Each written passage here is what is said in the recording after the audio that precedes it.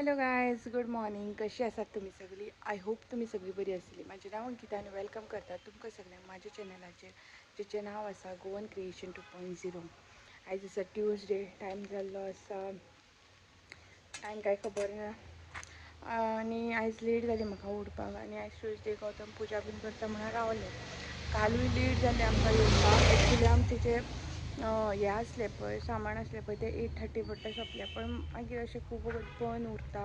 मागीर सगल्यांक अशें दिसता की बंदूच आसता बीन अशें बी म्हणून. सो कळपा खातीर की ओपन आसता म्हणून आमी रावलीं टील 9:30 अशी रावलीं. 9:30 मागीर क्लोज केलें. आनी कोणाक अशें जाय जाल्यार ऑमलेट ऑर बॉयल्ड एग बीन अशें करून दितालीं. फकत कॅफ्रियल उरलेलें, पण तें मागीर सेलूच जावना. तें मागीर दिलें अशें कोणाक आनी येयलीं मागीर आमी घरा. आनी आयज वयची ना, आयज ट्यूजडे आसा, प्लस आयज लयराईचो वाडदिवस आसा. सो पळोवया कशें कितें जाता तें. 4 व्हिलरीन वचत गौतम जाल्यार आमी वयतलीं, नाजाल्यार आमी वयची ना हांव आनी बाय. गौतमूच वचून येतलो. गौतम एवरी इयर वयता, बाया पडटान येता. पण आयज तेच्या वांगडा कोण ना जाल्यार तो मागीर एकलो वयतलो, नाजाल्यार आमकां घेवन वयतलो अशें. 2 व्हिलरीन जाल्यार हांव बायक घेवन वयचें ना, खूब पयस आसा न्ही तें, तेका लागून. आनी म्हजें जेवण म्हणजे आयज करता हांव उसळ, शीत आनी पुरी बीन करता. सो दोनूय ऑप्शन दवरतलें. उसळ आनी पुरी खावं शकता. आनी शिता वांगडा मागीर कशें बायक खातीर शीत करचेंच पडटा न्हू, मातशें एक्स्ट्रा केलें हांवें आनी मेळटा मागीर तुका. जस्ट करपील हाडपाक गेलेलें हांव, बरो गावलो म्हाका करपील. सो तिणें न्हू म्हणजे मायन बरें अशें कपड्याक बांदलेलो आनी प्लास्टीक पोतीन घातली. सो फ्रेश पळय तें आसा अशें उसळ बीन करता न्हू तेन्ना करपील बीन अशी बरी फोण्णांक घातली न्हू, हींग करपील बीन, जाल्यार टेस्ट मातशी बरी येता. काल हांवें दाळ केलेली आनी आयज ट्यूजडे हांवें लास्ट सॅटर्डे विडियो शूट केलो. सॅटर्डे उपरांत करूंकूच ना. काल दाळ केलेली आनी करपील घालूंक नासलो. गौतम म्हणपाक लागलो तितली बरी अशी टेस्ट ना. सो करपील बीन आमकां मातसो जायच पडटा. सो आतां हांव सांबाळून दवरतलें.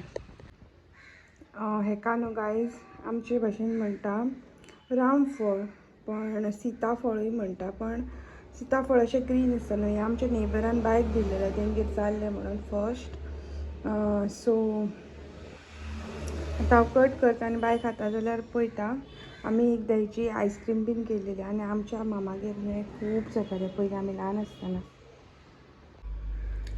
तितूंतल्यान पळय अशें बरें आसा सारकें ज्युसी, सारकी क्रिमी अशें सारको टेक्स्चर आसा. टायम जाल्लो आसा 4:45 आनी जस्ट व्लॉग म्हटलें कंटिन्यू करया. हांवें बरें तें रामफळ बीन तें खाल्लें. हाफ मातशें तें स्पॉयल कशें जाल्लें म्हणजे तें म्हणजे खांदयेक बीन अशें लागून न्हू तेका मातशें अशें हें कशें येयल्लें, फंगस कसो. सो हांवें खाल्लो, बायन खावंक ना आनी हांवें दिवंकूय ना कित्याक तेका मातशें फंगस कसो आसलो न्हू म्हणून. आनी हांव एकलेंच आसा घरान. तुमी म्हणटले एकलें म्हणजे कितें, बाय बीन खंय तर.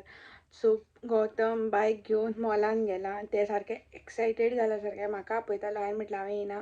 कित्याक येयना, कित्याक गेलें न्हू मॉलान बीन म्हाजें कशें आसता, म्हाका कितें वस्तू दिसली न्हू नाका सुद्दां जाल्यार त्यो घेवंक कशें जाता, मागीर खूब एक्सपेन्स जाता. सो हांवें म्हटलें हांव येयना म्हटलें. आनी जिवाक मातसो रेस्टूय जाय न्हू एवरी डे. जेन्ना घरा आसता तेन्ना खंय ना खंय तरी वयता आनी मागीर ते स्टॉलार बीन वयपाक तेच्या खातीर मागीर हांवें म्हटलें हांव येयना म्हटलें, हांव मातसो रेस्ट घेता म्हटलें. सो हांव बसलां आतां.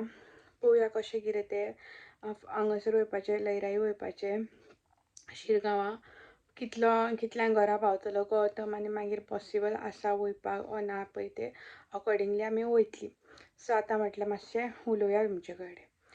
सो अशें खुबशे लोकांक कितें दिसता खबर आसा की जॉबाक वचत जाल्यार कांय फायदो ना, बिजनस स्टार्ट केल्यार चड फायदो आसा, चड पयशे जाता. तशें कांय नासता. जॉबाकूय गेल्यार तुमकां मेहनत करची पडटा, सगळ्या जाणांची उतरां घेवची पडटा, तेन्नाच खंय ना खंय तरी. आनी तुमची जी दिसांतली 24 वरांतली 9 ते 10 वरां प्लस ट्रॅवलिंग बीन अशें धरून वर्क फ्रॉम होम आसा जाल्यार एक डिफरंट गजाल. पण हांव नकळो काय जेन्ना हांव वर्क फ्रॉम होम करतालें पळय म्हाका बी प्रेशर आसतालोच. लायक कॉलिंग कर, पेमेंटा खातीर फाटल्यान पडप तेंच्या. सो प्रेशर हो आसतालो. Work from home is a different, मातशें बरें आसता तुका. तुका ट्रॅवलिंग बीन करपाची पडना आनी 9 वरांतली जेन्ना तूं फ्री टायम आसता तूं कसलें काम करूं शकता. सो ती एक डिफरंट गजाल.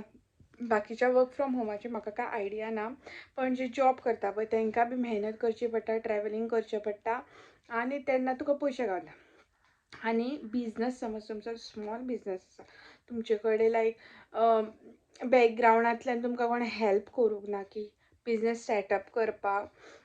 थोडे कशे आसता लायक फॅमिली बिझनस आसता ऑलरेडी आनी तो ती ग्रो करता, सो ऑलरेडी तांचो सेटअप आसता जाल्यार तितली मेहनत पडना. पण स्मॉल बिझनस समज आसा न्हू, ताका खूब पयशे इन्वेस्ट करचे पडटा. म्हणजे स्मॉल बिझनस ऑब्वियसली धाकटोच मनीस करतलो जेचे कडेन चड इन्वेस्टमेंट ना, सो तेंच्या खातीर तें खूब आसता इन्वेस्टमेंट. ओके, तर इन्वेस्ट कर आनी तेच्या फाटल्यान खूब स्मॉल बिझनसान ऑब्वियसली तूंच काम करता न्हू, तुजे कडेन लायक हेल्पाक कोण आसना, लायक तुजे अंडर कामाक बीन अशें कोण आसना. सो तें तुका सगळें क्लिनींग करप बीन तें सगळें तुकाच करचें पडटा. ओके, सो ताका खूब मेहनत लागता. आनी पयलीं बिझनस सेट जावपाक तुजे 6 म्हयने तूं प्रॉफीट घेवन वचूंच शकना. 6 म्हयने तुका तुजे सारके बिझनसान घालचे पडटा. जितलो पयसो येता तो परत बिझनसान घालचो पडटा, जाल्यारूच तुजो तो खंय ना खंय तरी बिझनस उबो जाता. अशें आसा. आनी थोडीं जाणां अशीं कितें म्हणटा म्हाका की ना, असले गाड्यांनी बीन कांय फायदो ना, तुमी ते शॉर्मा बीन आसता पळय गाडयेन विकता तांकां तुमी बारीक दिसता, ती गाडी हाडपाक कितलो कॉस्ट जावो आसतलो. प्लस तो शॉर्मा अशें दिसता आमकां, हां ते खूब लोक येता, खूब गर्दी पडटा, एका दिसाक 10 ते 12 आमच्या देगेकूच शॉर्मा विकता. आमकां खबर आहा थंयसर तो कितलो हिटान तें काम करता, इतलो हीट तेच्या तोंडार आसता. फूल थंडेच्या दिसांनी ताका इतलो स्वेटींग जाल्लो आसता तो. आनी हात तुज्या न्हू शॉर्मावांक कशें आसता, दोनूय हात तुजे कंटिन्युअसली तुका तें काम करचेंच पडटा. अशें ना की लॉसूच आसता तुका, प्रॉफीट आसता, खंय ना प्रॉफिटूय आसता लॉसूय आसता. आनी कशें आसता वीक एंड आसता पळय तेन्ना मातशें क्रावड आसता, नाजाल्यार वीक डेज कोण आसना. एक एक दीस अशें आसता की 1-2 कस्टमर आसता, तशेंय आसता. स्टार्टींग सेटअपाक ऑलरेडी तुजो सेट जाल्लो आसा बिझनस जाल्यार कांय प्रॉब्लम ना. सो मेहनत ही न्हू सगल्याकूच आसता, कामाकूय गेल्यार मेहनत आसता आनी हे बिझनसाकूय मेहनत ही सगळी आसता. अशें ना की सगळें आयतें गावता. खूब जाणां कितें कितें उलयता, पण गुजराताक बीन जेन्ना आमी वयतले पळय तांकां ल्हान आसतना पासून भुरग्यांक कितें सांगतात ती पेरंट्स, बिझनस करा, जाय जाल्यार तुमी रोडार वचून सुद्दां विका, पण बिझनस कामाक वचप अशें तांकां ल्हान आसतना पासून देख केन्ना दीत ना. सो आमचे मम्मी पप्पान आमकां कशें शिकयलां, म्हाका म्हाज्या भावा आनी आमचे फॅमिलीन मोस्टली लायक सगळीं कितें ना कितें धाकटो ना व्हडलो, मम्मी तर म्हाजी फ्रायडे बीन अशी वयता आनी नाल्ल बीन अशें विकता. पप्पा रिटायर जावन आतां तो रूम्स बीन अशें ते हँडल करता. काका म्हाजो कार्पेंट्री आसा. देन राहुल खंय ना खंय तरी धाकट्यो व्हडल्यो बिल्डिंग्स बीन बांदता, पर्सनलूय आनी कामूय करता. प्लस राजाचें वायन स्टोर आसा. सो आमच्या फॅमिलीन कशें आसलें ऑलरेडी बिझनस आसले, सो मातशें म्हाका आयडिया आसली बिझनसान, पण हांव तितून केन्ना इनवॉल्व जावंक नासलें. आनी आमकां मम्मीन पप्पान कशें शिकयल्लें की तुमी मेहनत करा, मेहनत करा, पयशे करा, कोणाक नागोंक वचनाका, कोणाचें खावं नाका, असली रीत आमकां म्हाजे मम्मी पप्पान शिकयला. सो एज पर दॅट हांव वयता. सो कोण फायनली कितें आसा, कोण कितें उलोवपाक जाय पळय ती उलयतलीच, पण कितें आहा आमचे जे एक्सपेन्स आसा पळय खंय ना खंय तरी ते आमकांच पळोवपाक जाय. आनी अशें ना मेन मोटीव की म्हाका पयशेच कमोवपाक जाय म्हणून बिझनस केला, तशें कांयच ना.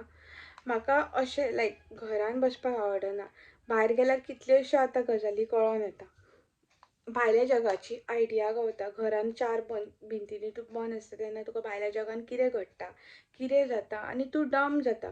जेन्ना तूं भायर घरा भायर भोंवता न्हू मातशें तुका नॉलेज जी आसा पळय ती तुज्या तकलेन येता. सो तो आमचो मेन मोटीव आसा आनी ताका लागून हांवें बिझनस स्टार्ट केला. आतां खंय 2 म्हयने कंप्लीट जाले आनी 3-4 म्हयने म्हटल्यार म्हाका खूब नॉलेज अशी येतली, खूब शिकपाक मेळटलें, खूब मनशांचो स्वभाव कळटा. थोडीं जाणां मनशां अशीं आसता की लायक तुका सपोर्ट करपाक जाय न्हू जाल्यार ती आपल्या तुका कळोन पासून दिना की आपूण तुका सपोर्ट करता, पूण खंय ना खंय तरी खंयच्या थ्रू तरी ती सपोर्ट करता. आनी थोडीं जाणां जी सपोर्ट करपाचीच ना न्हू, पण अशी दाखोवन दितली की तुका आमी इतलो सपोर्ट करता, तुजे इतले तुजी कॅर घेता अशें. सो खूब मनशांचो स्वभाव बीन कळोन येता आनी कोण कितें उलयता पळय तेंय बीन कळोन येता. So that's it. आणि इतले सांगून हो व्हिडिओ हांगाच एंड करता. व्हिडिओ आवडलो जाल्यार लायक शेअर सबस्क्राईब करा. आणि समज आमी लयराईच्या देवळान गेली जाल्यार तुमकां नेक्स्ट व्हिडिओन ते पळोवपाक मेळटले. तोपर्यंत मस्त काय स्वस्त राहा. बाय.